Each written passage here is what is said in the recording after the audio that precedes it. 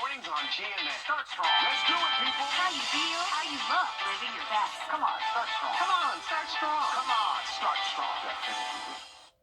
Good morning, Augusta. Jackpot game. This is Powerball. Good evening, America. I'm Laura Johnson. Tonight we have another life-changing jackpot for you. It's worth an estimated $328.1 million. So get those tickets out. Let's play. That first number up is 35. Followed by the number 14. Tonight we're going to meet Ruth Christensen Jones, who won $150,000 playing Powerball. Congratulations, Ruth. Now for the rest of those numbers, we've got 69, 31, rounding it out with 64. Your Powerball number tonight, good luck everyone, is 23, and your Power Play multiplier is 2. Let's take a look at those numbers one last time. Remember, there are multiple ways to win. We'll see you back here Monday night. Good night, everyone. A rainy start to the holiday weekend, but it's about to get much colder. As we go on forward, I'll have details coming up. Now on News Channel 6 at 11, a Harlem toddler shot himself after finding his father's loaded gun. We'll take a closer look at gun safety and why it's so important as your News at 11 starts right now. Live from Television Park, this is WJBF News Channel 6 at 11. Saturday evening to you. I'm Kim Vickers. Thank you so much for joining us. Our coverage you can count on begins with a first look at our forecast with meteorologist Miller Hyatt. Miller? Kim, it is a rainy start to the holiday weekend, like I just mentioned here. Some snowfall, so we're watching that very closely, and I'll have all those details coming up. Kim? All right, Miller, thank you so much. And when those temperatures drop, be mindful of your furry family members. If you're feeling the effects of the dropping temperatures, there's a good chance your pets are too. One way to combat the cold is to suit up. Keep your pet warm on walks by getting them their own jacket and some booties to keep their paws safe from frostbite. Even if you don't have a pet, be on the lookout for any stray animals that may hide near the engine of your car. If you've got a dog that's really built for snow and cold weather, it probably doesn't need the same kind of jacket as a short-haired, smaller dog. Once the temperature hits 20 degrees or less, then you have to start worrying about the same things humans can encounter, which is frostbite, hypothermia. According to the American Red Cross, your pet may have hypothermia if they show these symptoms: whining and shivering, moving slower or not at all, and looking for a warm place to burrow. And speaking about space heaters, first responders are wanting to make sure people are educated on preventing house fires. Space heaters are great in the winter, but they can be harmful if you use them wrong. Experts say to make sure your heater is put on a hard surface in a spot at least 3 feet away from other objects. It should be far away from blankets, curtains, and furniture. And also make sure it can't be tipped over easily. They do wear out. They are using electrical equipment. So make sure it's in check it out, look at it. Make sure the wires aren't frayed or anything like that. When you plug in an electric space heater, plug it directly into the wall. Don't use extension cords, power strips, or any of that kind of stuff. If you are unsure on how long your space heater should last or how you can take care of it, you can reference the manufacturer's recommendations. A toddler is recovering after accidentally shooting himself with his father's gun. Isabella Moody talked to people about the correct way to handle a gun in your home if you choose to have one. According to the Harlem Police Department, a 3-year-old in Harlem found a gun in his father's bedroom and shot himself in the shoulder. The father, Spencer Johnson, a firefighter at Augusta Fire and EMA, was arrested for cruelty to children in the 2nd degree. In this particular case, it was a 3-year-old. And you don't realize what a 3-year-old can truly get into. And I feel terrible for the family, because there's no way in the world they would have thought themselves to be reckless in this matter. But a simple thing like a gun lock, which they give you free with every gun purchase by law, could literally have stopped this entire scenario. The child was transported to a local hospital and is expected to make a full recovery. It is important to take extra safety measures so a gun does not get into the hands of a child.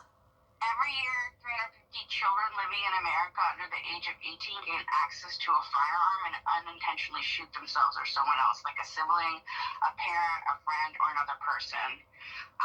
We all need to be worrying about this. It's whether it's your gun or not. There are many ways to secure your gun safely, like using a gun lock or a gun case or safe to keep the gun away from your child. If you put a lockable gun case and put the firearm, loaded or not, into the gun case where the firearm is not accessible nor can the child see it, it takes the image away from the child and it takes the curiosity away from Guns are the number one killer of children, so it's our responsibility as adults to keep our children and the children in our community safe.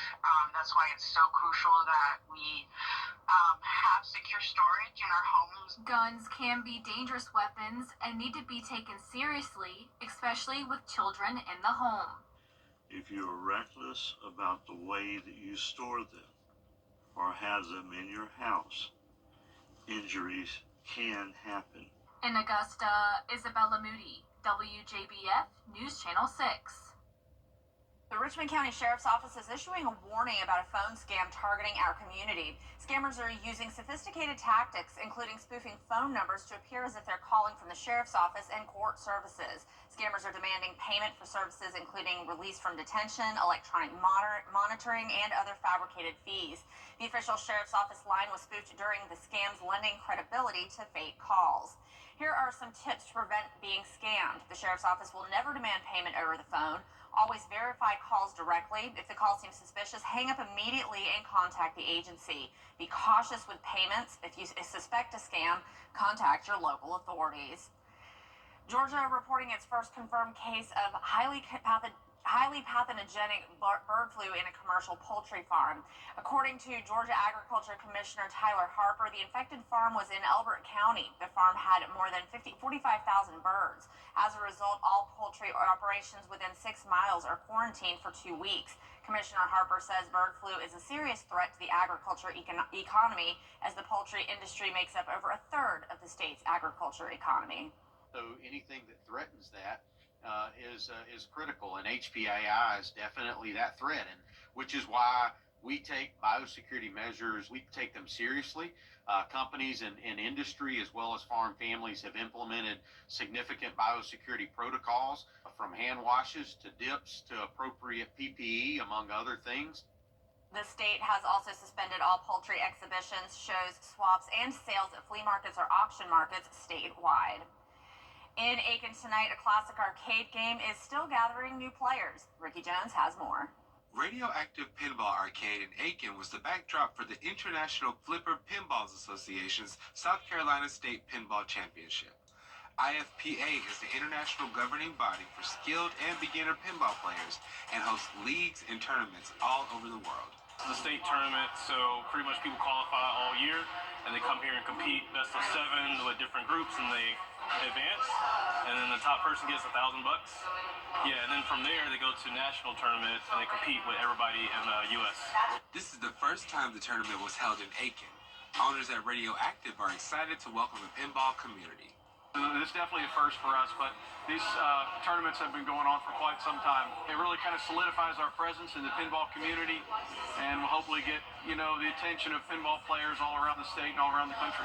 And while video games may be all the rage, the pinball community is still strong with hubs like Radioactive. The beauty of our place is we have the free play model where you come in, pay once at the door, and you can win or lose as much as you want, and it doesn't matter. It's fun, it's welcoming, and it's not as hard as you think. I mean, when I first got into it, I was like, oh, okay, this is fun, I guess. But when I started meeting friends, people, and relationships start to happen, and it's like a family. Before we opened, the area from Columbia, South Carolina to Atlanta, Georgia, we called a pinball desert because it didn't exist. So we have the largest pinball selection in South Carolina, so we have plenty to choose from. In Aiken, Ricky Jones Jr., WJBF News Channel 6. And the tournament concludes tomorrow with the Women's State Pinball Championship.